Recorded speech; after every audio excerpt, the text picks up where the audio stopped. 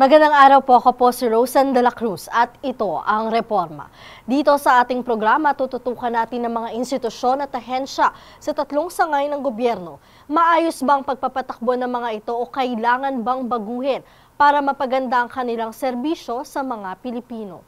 Sa aming episode ngayong linggo, tututukan natin ang kalagayan ng mga askal o asong kalye sa Pilipinas. Yung mga askal o asong kalye, yung mga mixed breed native dogs na nakikita sa kalye at kalimitang napapabayaan o yung mga prone sa animal cruelty.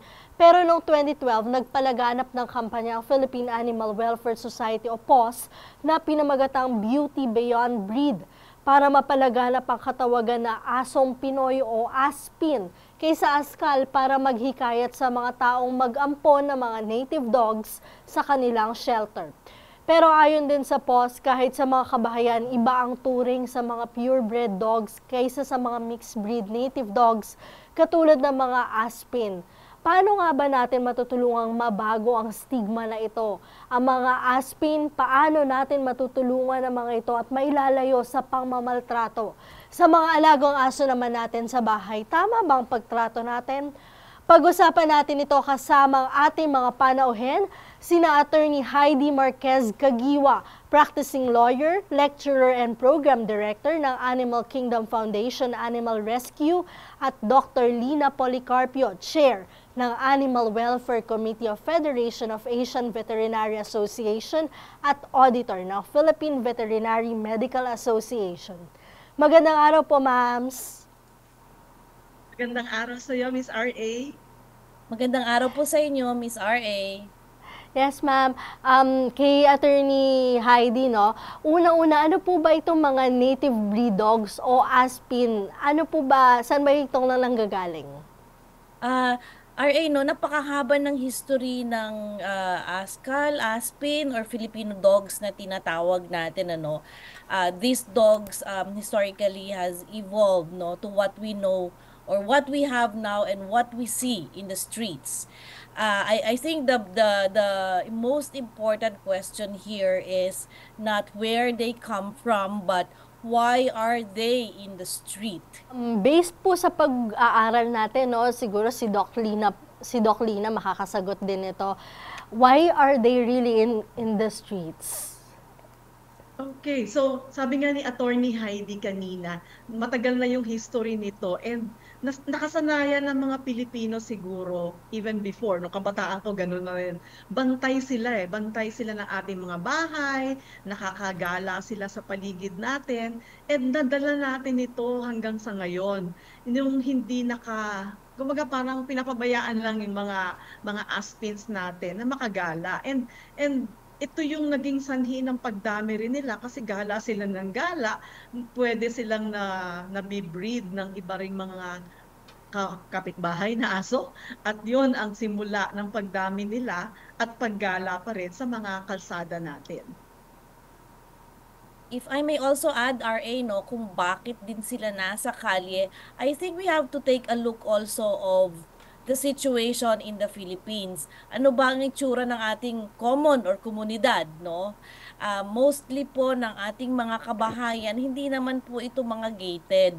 Kaya, alam mo, dahil nga tama po ang sinabi ni Doc Lina, no, nakasanayan na natin ito, nandyan sila sa atin, pag-alagala, nakakawala. And dahil wala rin tayong gate kung saan nasa loob sila ng ating bakuran.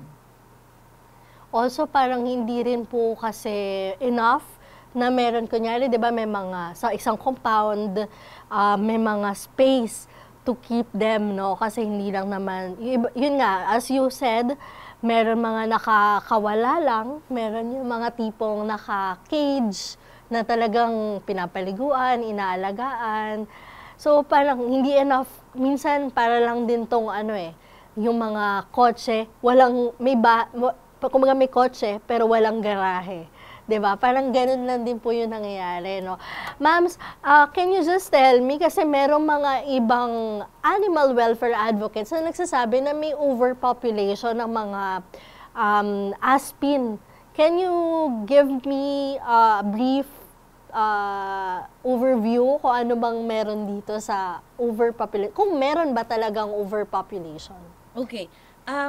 For overpopulation, we don't really have an official research, no? Kung saan sasabihin na mayroon talagang overpopulation ng mga aso sa isang community or sa isang lugar. At lalo na po, wala po rin tayong istatistika ng national level na kung masasabi natin na meron ngang overpopulation. So siguro po malalaman lang natin by visual or estimates kung meron talagang overpopulation. But I think nakikita po kasi yung overpopulation because they're all in the streets. Kaya akala natin ang dami. So, if only an official survey or statistics can be done or undertaken by maybe the PSA or the Bureau of Animal Industry or even the local government units themselves and makonsolidate ito into a national statistics, magkakaroon po tayo ng mas magandang data at mas magandang pagsusuri ng mga numerong ito. But for now, wala po talaga tayong official statistics. But I can say that there are a lot of dogs in the streets. But I cannot exactly say or accurately say that it's overpopulation. Doc Lina, do you have anything to add? I would agree with Attorney Heidi, mahirap sabihin na may overpopulation if you don't have data to prove it or to be a reference. Sa ngayon kasi, dumami din naman ang nag-aalaga talaga ng aso, especially here in the Philippines, especially during the pandemic. I think it has risen to 86% na pet ownership here in the country. And tayo yung number 1 yata, if I'm not mistaken, in the region, in Southeast Asia. So, in terms of overpopulation, baka hindi naman ganun ka-overpopulated. Kasi when you say overpopulation, talagang umaapaw ang ating mga lugar ng mga aso. But right now, nagigising na rin naman yung ating mga kapwa Pilipino sa tamang pag-aalaga ng mga aso and yung tinatawag natin na responsible pet ownership. So nandun na rin naman tayo sa level na yun. Doc, I would just like to ask, baka talaga bang problema ito o baka hindi lang sanay yung culture ng Pilipinas na parang pag-alagala lang yung mga aso and we have to take care of them kahit wala sila sa loob ng bahay natin. Hindi naman siguro sa hindi sanay. Kasi sabi ko nga, namumulat na rin naman yung ating mga kapwa Pilipino sa tamang pag-aalaga. Ang isa lang doon, at the LGU level kasi, dapat may mga programa din sila to educate our pet owners na hindi dapat paghalagala yung aso, na dapat nakalish, na dapat nandun sa kanilang mga tirahan, at hindi pinapabayaang makagala. Kasi yung paggala or yung pagdami ng strays, it leads to other problems.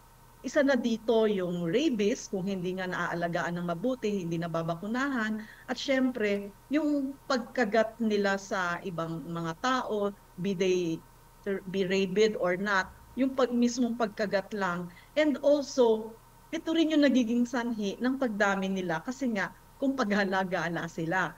That leads to another issue din na tama ba yung campaign at the local government units na meron ba silang mga tawag dito, yung pagpapalaganap ng kaalaman sa responsible pet ownership, at may programa ba sila sa rabies vaccination, may programa ba sila sa spay and neuter para maiwasan yung kanilang pagdami. Attorney Heidi, meron ba tayong mga ahensya ng gobyerno na tumutugon sa mga usaping ito? Yes, RA, napaka-active actually ngayon ng mga local government units. Kung ikukumpara mo ito ilang dekada ago, kung saan kasi, alam mo, medyo matagal na ako sa animal welfare, matagal na namin sinusulong ang mga programa ng animal welfare. And recently, or this recent past, there has been a lot of growing consciousness, not just among the Filipino people, but the government agencies themselves. Let's start with the local government units. Ang mga local government units po, nag-intensify po sila ngayon ng mga rabies vaccination within their jurisdiction. Pangalawa po, dati po, way back 2007 yata or 2008, parang kami pa lang ang nag-i-spay and neuter pa konti-konti. Pero po ngayon, even the local government units po, mayroon na silang sariling spay and neuter program. So, bukod po dyan, nakikita rin namin bilang NGO na nagkakaroon din sila ng animal health program na tinatawag, kung saan tinitingnan na rin nila ang general health and welfare ng mga hayop within their jurisdiction. So I think sasabihin natin on the LGU portion, meron na rin po silang nagagawa. Malaki na rin po ang mga nagagawa nila. Sa national level naman, like katulad ng Bureau of Animal Industry, marami na rin po silang nailalabas na polisiya. Ganun din po ang DILG, kung saan nakikipag-coordinate po sila sa mga government agencies like BAI, LGUs, and animal welfare organizations like us, para po mas ma-push yung mga programa po ng national government on animal welfare and also on rabies, or the National Rabies Program. Kaya meron po tayo talagang sangayin ng gobyerno na tumutugon na mga ganito. Attorney Heidi, dagdag ko lang, meron mga pet owner na inaabondo na o nililigaw ang mga alagang aso dahil hindi na nila kayang alagaan ang mga ito. Is this illegal? Oh yes. Pet abandonment is illegal under RA 10631. That's the Amendatory Act nung ating tinatawag na RA 8485, that's the old law, na-amend ito at dinagdag po itong provision na yan. So yung pet abandonment po ay pinagbabawal po talaga. Kaya yung mga nakikita po natin sa kalye ng mga nakasako, nakakahon, na mga pusa, aso, ng mga tuta, yung mga ina-abandon po yan. Kung sino man po ang mahuli at kung sino man ang may intensyon na gawin ito, wag na po. Bawal po ito ayon sa ating batas at pwede po kayong makulong. Well, stating that you said it is illegal, ano po yung pwedeng alternative? For example, may mga pet owners na hindi na nila kayang alagaan yung mga pet nila sa bahay nila. Ang unang-una po naming communication dyan is always pet ownership is a lifetime commitment. Kumbaga, wag ka nang kumuha ng pet kung hindi mo naman kayang i-commit ang resources mo, ang oras mo, at ang pera mo, pati na ang iyong bahay to be fit to have a pet inside your home. But in situations po na talagang may mga condition or mga problema na nangyari while you are caring for a pet, ang unang-urin po namin, ini-encourage po namin ang mga pet owners to contact their friends, their relatives, to have the pets na hindi nila ma-care, to be adopted by them. At syempre, kung talagang wala, reach out sa mga rescue center or shelter operations na mga NGO na ang masasabi ko lang, dapat po credible kasi mahirap na baka ipinadala mo sa isang rescue center or isang shelter na wala rin namang kapasidad, so baka lalo lang makawawa yung aso. So look at these options at hindi po namin ini-encourage na ibigay o isurrender po yung ating mga aso or mga pusa sa dog pound. Yan po ay talagang hindi po namin ini-encourage na gawin ng ating mga pet owners. So marami po mga possibilities. Pwede pa nga rin po nating sabihin na i-post ninyo sa Facebook, i-promote natin for adoption. Kasi baka meron dyan makakita at magustuhan ng ating mga alaga na hindi na natin maalagaan. Actually, marami po akong nakikitang ganyan, Parang medyo dumadami na yung mga nagpo-post sa mga social media sites for adoption ng mga pets. before hindi pa natin makikita yung mga yun. No? So we think that the world is healing at natututo na yung mga tao, no?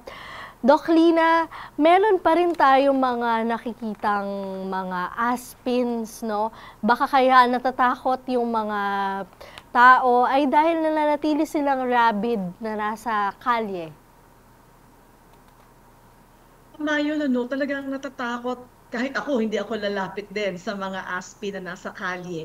For the reason na hindi natin alam kung nabibigyan ba sila ng anti-rabies vaccination, na healthy ba sila, may sakit ba sila. So ang advice natin nga sa mga kababayan natin, kung may nakita kayong stray dog or stray na aspin, is wag nyo agad na yung alam mo yun, himasin or lapitan, but better take precautions. Ngayon, nabanggit mo rin nga kanina na anong gagawin, ano? Ang isa doon is contact yung mga shelter or contact yung may-ari kung kapitbahay nyo. Ipalish natin yan, tapos ipakulong sa kanilang mga bakuran para mas maging ligtas yung ating community. Yun din isa is kontakin natin yung ating LGU na sana palagi silang magbigay ng anti-rabies vaccination and to intensify yung kanilang spay and neuter campaigns. Attorney Heidi, meron po kayong idadagdag? Oo, no? Hindi lahat ng aso na nasa kalye ay rabid or may rabies na tinatawag natin, ano? While totoo po yun, kahit ako hindi rin ako lalapit sa kahit anong aso or sinong aso na nasa kalye or kahit saan pa man.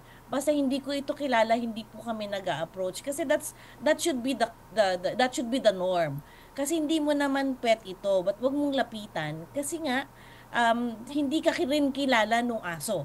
So these are actually tips, no, for bite prevention. Huwag kang lumapit dahil hindi mo naman siya pet at huwag mong hawakan, hindi mo naman siya pet. Parang ganyan. So, that being said, mag-iingat din tayo, no, sa mga aso na nasa kalye at saka dapat i-communicate din natin doon sa mga pet owners na nakikita nating pinapabayaan yung mga aso na nasa kalye na to keep yung kanilang mga pets inside their homes para ma-avoid po natin yung dog bites. Dog chasing, napakalaki po ng incidents ngayon ng mga aksidente, mga motor vehicle accidents because of roaming dogs, no? Mga motor, no, hinahabol ng mga aso, mga ganyang complaint, no. So natural behavior po kasi ng aso na 'yan ang manghabol siguro, but then again, if we are able or if we are responsible pet owners, then these incidents would not have happened. Attorney, I have a question, no? Yung mga stray dogs, kunyari, gusto mong, you're a pet owner, nakakita ka ng stray dog, ng mga aspin sa labas, can you immediately get them or ilagay sa, kunyari, magtayo ka ng isang animal shelter by yourself? Okay. Unang-una po, medyo may misnomer tayo sa stray. Sa Pilipinas po kasi, I think the proper word are roaming or phrase, no, should be roaming dogs. Kasi ito po mga aso na to na nasa kalye, they are astray because they are roaming, but not necessarily stray. Kasi po sa hapon, pag medyo uminit ang araw or umulan, umuwi po yan sa bahay nila. In short, they're owned. So they're not 100% stray animals, no? So hindi mo pwedeng pulutin kung ano-ano na lang ang asong nasa kalye, baka kasi mayroong may-ari niyan. So baka ikaw ay mademanda ng theft, no, or pagnanakaw. Pangalawa po, baka naman ikaw ay makagat. Mag-iingat ka din kasi unang-una nga po, delikado. Hindi nga po natin alam kung ito ay nabakunahan or may mga gamot or may sakit ang mga asong ito. Kaya hindi naman basta-basta kang mamumulot. You have to check also the condition of the dog and the risks involved, no? Ngayon, gusto mong magtayo ng shelter, namulot ka na lang ng aso kung saan-saan, nagtayo ka ng iyong sariling tinatawag na shelter. Ang next question po do you have the capacity to sustain the dogs under your care? Pag sinabi po nating capacity, meron ka bang sapat na kaalaman sa pag-ooperate ng isang shelter? Meron ka bang tama o akmang facility kung saan mo po provide mo ang 5 basic freedoms ng mga animals na tinatawag po natin, at enough at safe ang lugar na ito para sa kanya at para na rin po sa mga tao? Mayroon ka po bang kapasidad na pakainin, paggamot ang mga aso kung sila po ay nagkasakit? Meron ka bang kapasidad para po sila ay i-rehabilitate? Ano po ba ang programa natin dito? At syempre, wag po natin kakalimutan ang LGU regulations po. Meron ka bang proper drainage? Saan mo itatapon ang mga tae ng aso? No? Ang BAI regulations din po. Meron ka bang registration? Tama ba o akma ang iyong pasilidad para sa tinatawag nating animal facility? So napakarami at napakakomplikado po ng requirements ng pag-ooperate ng animal shelter. Kaya hindi po namin ito ina-encourage. Bakit po? Dahil baka nilipat mo lamang yung cruelty in the street, nilipat mo lamang sa isang enclosed facility na iyong tinatawag na shelter. Pero actually, if you are going to look inside deeply, no, doon sa shelter na yan, ay kawawa rin naman pala at kalunos-lunos ang mga kondisyon nila. Doc Rina, ano po yung worst na pwedeng mangyari sa mga aspin pag nasa labas sila at or kung nandito sila, dinala sila sa mga shelter na hindi naman properly capacitated, katulad ng sinabi ni Attorney Heidi? Sige. So, dalawang bagay. Kung nasa street sila, yung sabi nga ni Attorney astray, syempre, isa doon pwede silang masagasaan. Nakakakita tayo ng mga vehicular accidents involving mga pets or mga aspins, even the cats. Nakakakagat sila sa labas din, right? Now, pag dinala sa shelter, kung makikita nyo, sabi nga ni Attorney, ang daming nagpo-post sa sa social media ngayon na shelter na sila without, siguro iba doon hindi nga properly walang training, hindi yung capacity and also the means to sustain the shelter. So kung makikita natin, may mga nangangayayat din, minsan butot balat na yung mga nasa shelter, and hindi lang yung nagugutom or kulang sa pagkain. Minsan namamatay because of that. And yung sakit na nahahawa yung bawat aso. Nakikita natin yung ibang picture, puro galis na yung kanilang mga adopted sort of adopted dogs and cats. Puno na ng sugat, may mga butot balat na rin yung iba. So, sabi nga natin, dapat we're ready when we put up a shelter, we're ready financially, yung means and then the training to keep the animals really healthier, dapat healthier and happier rather than having them in the streets. So, yun yung mga posibleng problema na ma-encounter ng ating mga stray animals or aspins kung ilalagay sa shelter and papabayaan naman na nasa kalsada lamang. Kasi mga kababayan, no, moms, alam naman natin yung mga aso, para din yung, at mga aso, yung mga pusa, mga pets natin, para din yung mga anak na natin eh. So, if you get them, dapat may capacity tayo to take care of them.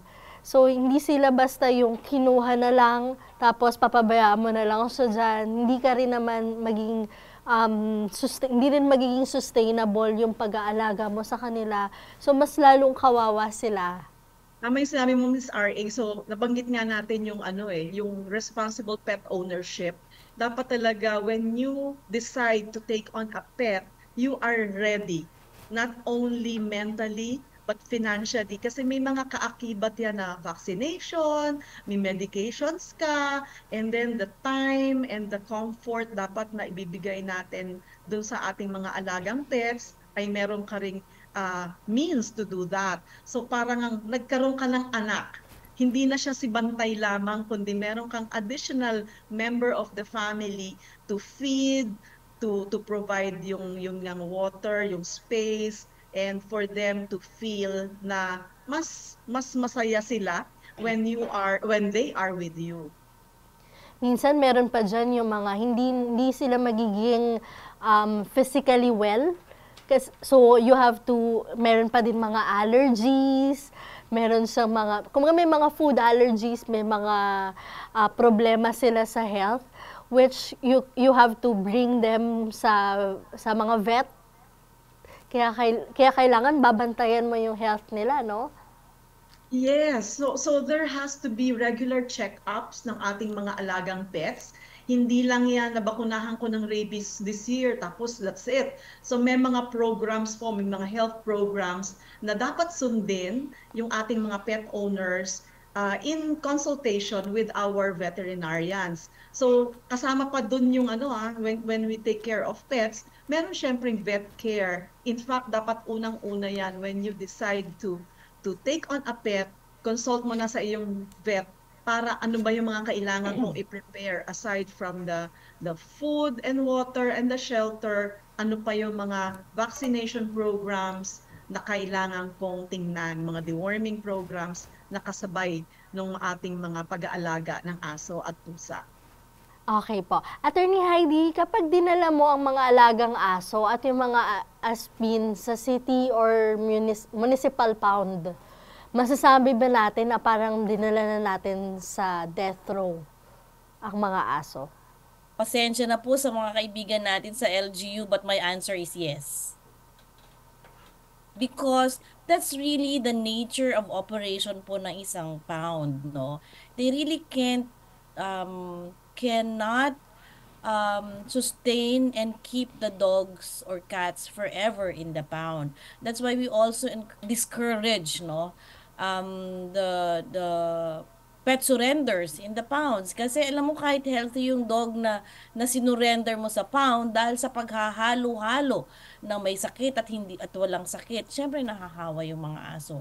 And of course, because there's a program within the pound, no, kung saan meron silang mga araw kung saan ay kailangan nilang patulugin na ang mga aso kanilang na kuha, no, in the street or surrendered to them, na hindi man ma-adopt or wala nang nagka-claim na mga may-ari, talagang ito ay isang death row para sa amin.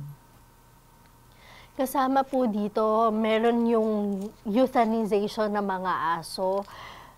Meron bang tamang way pag-euthanize, or dapat ba i-euthanize ang mga aso? Siguro I'll take that question. Kasi ang euthanasia, ginagawa yan supposedly pag yung severe na yung condition ng aso at wala na siyang very little chance of surviving, may sakit, i-euthanize mo siya, or old age. So yun yung conditions na dapat mong gamitin ang euthanasia. Siguro lang siyempre may mga guidelines tayo on proper euthanasia. Pero baka ang magandang isa pang tingnan natin na angle is that yung mga dogs or cats, dogs in particular, na nasa dog pound, maganda yung programa na ginagawa ng Quezon City Vet Office kasi meron silang ginagawa nilang service dogs, yung kanilang mga surrendered animals, and in coordination, I believe, with the Quezon City Police Department and also yung fire department nila, tinitrain yung mga dogs to help them during rescue, to help them sa mga bomb sniffing and drug sniffing activities. So meron din namang mga ganong programa yung ating ibang LGU. So baka magandang tingnan din ito ng mga ibang LGUs rather than doing euthanasia. Thank you, Doc. May mga batikos na marami ang bumibili ng mga tinatawag nating mga asong mayroong breed. Mga mamahaling aso ang mga ito, no? Libo-libong piso yung halaga. Pwede po ba nating maengganyo yung mga pet owner na mag-adopt na lang ng mga aspin? Mahirap, parang mahirap, sa iba, mahirap na gawin ito dahil hindi daw cute ang mga aspin kumpara sa mga mamahaling aso, yung mga pure breed. Pareho siguro kami ni attorney na pwedeng sumagot niyan. Pero Yes. ako, I have 2 aspins with me. Si Suki at si Thor. And they're very cute, very loyal. And mas mas nagbibigay ng attention sa akin rather than my beagle. Yung beagle ko minsan, dead ma lang ako sa kanya. So tama, pwede silang i-adopt talaga. Itong dalawang to, in-adopt namin to, actually binigay, and we decided to keep them. And napaka-sweet nila. Yung term na cute is siguro it's personal na yan, sarili-sariling opinion on how cute an animal is or a dog is. And hindi natin naman sila mapipigilan na bumili kung gusto talaga nila yung particular breed of dog. So, again, bigyan natin ng chance yung mga aspins because they're very sweet, they're very loyal, and mapapakinabangan mo talaga when you come home, sila yung unang lalapit sa'yo to welcome you. Attorney, alam ko marami kang projects on adoption, so baka maganda banggitin dito yan. Opo. Bakit maraming bumibili ng breed dogs? No? Unang-unang kasi nakikita nila sa TV, sa social media, no? Na puro breed. Tapos minsan fashion statement 'yan. Kaya nagkakaroon tuloy ng, alam mo 'yon, ng uso. 'Di ba? Nung pinalabas yung Game of Thrones, ang daming bumili ng husky, mga ganyan. So kung ano yung nakikita nila sa sinihan, sa social media, nagiging uso, kaya bumibili. Kami naman po sa Animal Kingdom Foundation, ini-encourage namin ang pag-a-adopt sa rescue center. Kung makikita rin po ninyo, nagpapakita rin kami lagi sa aming social media ng mga cute, magagandang aspins, no, or ascals. Hindi dahil sila ay hindi breed, no. Para sa amin po kasi breed yan or walang breed, pare-pareho pong aso yan. Ang kagandahan po ng tinatawag nating Filipino dog, dahil acclimatized po yan sa ating bansa, sa klima, sa ating pamumuhay sa ating bansa, sila po ay napaka-resilient. Matipid ito, hindi mo na kailangang gumastos ng mahal. Hindi rin sila sakitin at napaka-loyal. Kaya tama po si Doc Lina, no? Mapapansin ninyo kami po talaga with over 300 dogs sa aming rescue center at napakataas po ng antas ng aming pet adoption, nagpapa-adopt kami ng pet adoption sa mga malls, sa rescue center. Tumataas po talaga ang consciousness ng tao sa mga tinatawag po nating Filipino dogs dahil nga po loyal, napaka-sweet nila, no? At napaka-cute din, Hindi naman sila pangit porket Filipino dog. No, napakaganda po nila at napakabait. Bukod sa lahat, napaka-resilient at loyal. Attorney, yun nga, I was about to say na yung mga Filipino dogs, yung mga aspin, they are known to be resilient. At kumbaga hindi sila masyadong sensitive sa environment, sa weather. Kasi yung mga pure breed, while cute sila, they're considered as cute, talagang sila yung pet. Sila yung mas inaalagaan kasi baka mamaya magkasakit sila sa yung mga body organs nila, baka mamaya magka-allergies sila sa mga ganito. So yung mga aspin talagang they're known to be resilient and strong. So tama po yung sinabi din ni Doc Lina, na may kanya-kanya tayo or personal, very personal yung pagsasabi natin ng cute, pagle-label natin ng cute sa mga pets. Kasi it's in our own eyes of how we see them, 'di ba, no? Okay po, pupunta naman po tayo dito sa pagkakapon, no? Can you tell me about yung dito sa pagkakapon? Ano po ba ang ginagawa? O meron kasi since marami pa rin yung mga roaming dogs nga, no, mga roaming pets, kulang po ba sa information campaign yung mga tao? Pwede, maengganyo po ba natin yung mga pet owner na ipakapon yung kanilang mga alaga? Yes, dapat part siguro ng responsible pet ownership na is consider ang spay and neuter. And especially kung marami ng in your area mga aspins nga or stray animals, maganda na isubject sila to spay and neuter na programs. For the reason na ito yung isa sa paraan para mapigilan ang pagdami ng mga stray animals.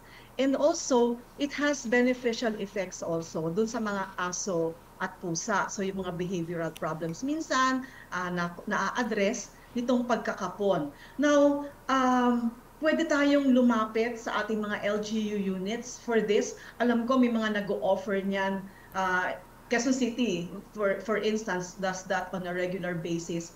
Annual yata meron sila per area. Also, the Philippine Veterinary Medical Association has conducted a lot of spay and neuter campaigns in 2023 and even starting 2024, meron po sa Bacolod na ginagawa or ginawa last week. So, marami pong mga ganon. As to kulang ba ang information campaign? Probably. Baka kulang pa tayo sa kaalaman ng ano ba ang benepisyo na dudulot ng spay and neuter na sa ating mga alagang aso at pusa. So, maganda po na tingnan natin ito. Siguro isang campaign, isang session natin, ito naman yung pag-usapan natin na saan or ano yung mga schedule ng spay and neuter campaigns ng ating LGUs at ng mga NGO. Ang Animal Kingdom also does that. At tapos ang PVMA din po also does it with the chapters and the national organization. Also to add, no, this February is the International Spay Day. I believe meron po kayong mga projects about this, Attorney Heidi and Doc Lina. Opo, no. Ang Animal Kingdom Foundation, nabanggit ko nga po, way back 2007 yata or 2008, nagsisimula na po kami mag-spay and neuter, no? At tuloy-tuloy po yun. Meron po bang pagkukulang sa information drive? Baka meron, but katulad na nga po ng sinabi ni Doc Lina, tumataas na rin po ang antas ng spay and neuter dahil nga po ang LGU ngayon ay meron na silang mga sariling programa on spay and neuter. Tapos tumutulong nga rin po ang mga veterinary professional organizations katulad ng PVMA, ng Philippine Animal Hospital Association. Nagre-reach out po yan sa mga communities upang sila po ay magbigay ng libreng kapon, no, sa ating mga aso at pusa. Kasama po diyan ang Animal Kingdom Foundation. Umiikot din po kami katulong at katuwang po ng mga organizations na ito na para po kami ay magbigay po ng veterinary access, ang tawag po namin diyan, kasi talagang pinupuntahan po namin yung mga areas po na hindi po talaga napupuntahan ng mga veterinaryo or ng mga veterinary magpo-provide ng veterinary services, kasi importante po talaga ang spay and neuter to control animal population at ganoon na rin po yung spread po ng mga diseases or sexually transmitted diseases. Thank you, Attorney. Nitong February po, may mga programa po kami sa aming rescue center. Nagpo-promote po kami ng spay and neuter. Magbibigay rin po kami ng mga low cost, no, na mga libreng kapon po sa aming rescue center. Thank you. Thank you for that, Attorney Heidi. How about you, Doc Lina po? Yes, so aside po doon sa dalawang pinagkakaabalahan ko, ako po ay isa ring organizer ng International Pet Summit at ito po ay gaganapin sa February 15 to 17. So right after Valentine's Day, sana po tayo naman na magka-date sa International Pet Summit. At kasama rin namin po doon ang Animal Kingdom Foundation. Sila po ay magkakaroon ng adoption drive. So magandang pagkakataon para doon sa mga interesadong mag-adopt, get in touch with Animal Kingdom Foundation. Kasama rin po namin dito ang Philippine Animal Hospital Association na magbibigay ng free wellness check-up doon sa 3 days po na programa na yon. Meron din po kaming tatlo na invited featured guests. Ang isa po ay si Lester Zapanta, the Pinoy Dog Whisperer. So ito si Lester, marami siyang mga aspins din na alaga. I think 4 yung kanyang aspin. So magbibigay naman po siya ng free behavioral on-the-spot na training sa mga gustong magpa-train.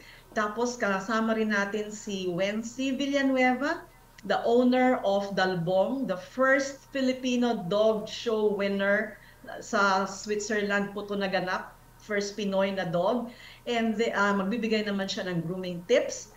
And we have Dr. Ara Vertusio.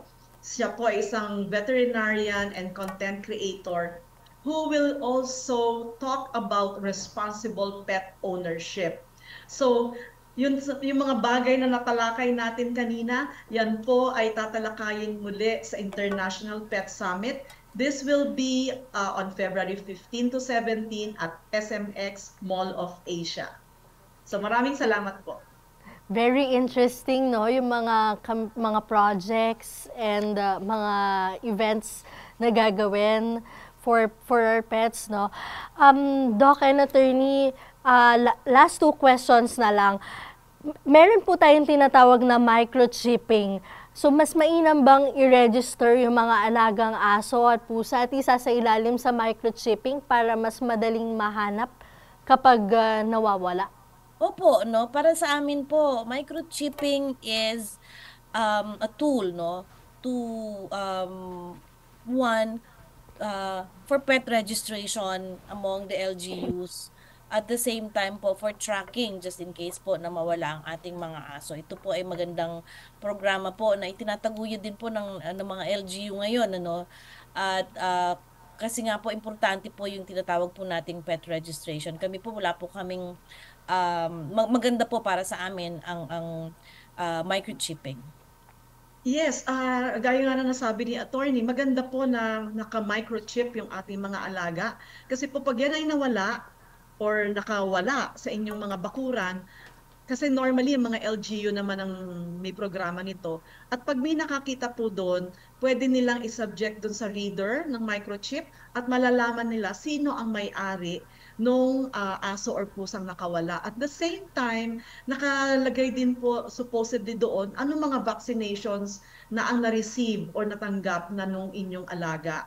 So maganda po na pakinabangan natin yung ganitong programa ng ating mga LGUs. Sorry, Doc. Follow-up question lang, no? How does microchipping work? So, meron pong microchip, maliit na, ano ba, na thing, na ini-insert po sa likod, sa batok ng ating mga alagang pusa.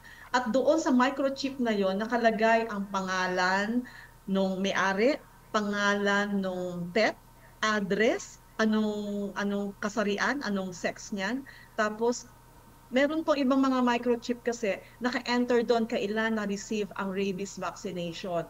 I understand, meron pong mga clinics din na nilalagay na doon lahat ng information about the pet. So, other than rabies, nakapasok din doon ano yung nagparvo ng bato ng vaccination, may leptospirosis na vaccination. So lahat po ng information regarding the pet is there para pagpunta sa clinic po, nababasa din nila yung information na yon. Ang galing, no? Last na lang po, your message for pet owners at sa mga kababayan natin na makakakita or madaling makasalamuha ng mga roaming dogs. So, message nyo lang po sa kanila. So, sa atin pong mga kababayan na masyadong friendly sa mga aso at pusa na nasa labas, iwasan po natin na agad-agad ay lapitan itong mga to dahil hindi natin alam kung sila ba ay bakunado, ano ang current health status nila. Mag-ingat po tayo. So, sa mga may-ari naman po ng mga aso at pusa, Huwag niyo pong pabayaan na gumagala lamang yung inyong mga alaga. Baka po ito ay makakagat at ito po ay isang sanhi din ng pagdami sa hindi nating gustong pagdami nila. So yung dapat po ay alaga natin sila naka-leash andun sa ating compound at nabibigyan po natin sila ng sapat na pag-aalaga, hindi lamang pagkain at tubig, kundi yung space and attention and medical care na kailangan nila para po sila ay maging masigla, malusog at masaya. Attorney Heidi? Opo, tama po yun. Napakaganda po nung mensahe ni Doc Lina, no? Actually, I share those tips and those reminders, no, para sa ating po mga kababayan who may find themselves, no, among dogs, or who might find a dog in the street, no. So wag po natin itong basta-basta lalapitan. Mag-iingat din po tayo. Sinabi ko po kanina, hindi naman po natin ito pet, no. But I'm also appealing to pet owners to please be responsible pet owners. At marami po tayong matututunan tungkol sa responsible pet ownership, dog adoption, lahat po ng mga bagay na ito. Kung a-attend po kayo ng International Pet Summit, no, nitong February, ito po ay napakaganda pong event, no, at napaka-informative. At bukod po dito, napakarami pong activities na ibibigay ng mga organizers dito. At nandyan po kami, dadalhin po namin ang aming mga adorable dog. So, we will also be giving you tips also on how to take care of your dogs, on how to take care of your newly adopted dogs naman po. Yun po. Maraming salamat po, Doc Lina and Attorney Heidi, for gracing our invitation dito sa Reforma. Maraming salamat po. Thank you so much, din, Ms. RA. Ang mga aso ang sinasabing man's best friend. Kahit ano pa mang lahi nito, be it pure or native or mixed breed, ay dapat ituring ng disente. Alagaan natin sila kasi hindi natin alam, baka mas loyal pa sila sa mga taong nakakasama natin araw-araw. Dito po nagtatapos ang aming talakayan sa mga maiinit na isyung nakakaapekto sa pagbibigay ng serbisyong pampubliko ng mga institusyon at ahensya ng gobyerno. Sa pagbabago para sa pag-unlad, isulong natin ang reforma sa gobyerno. Maraming salamat po.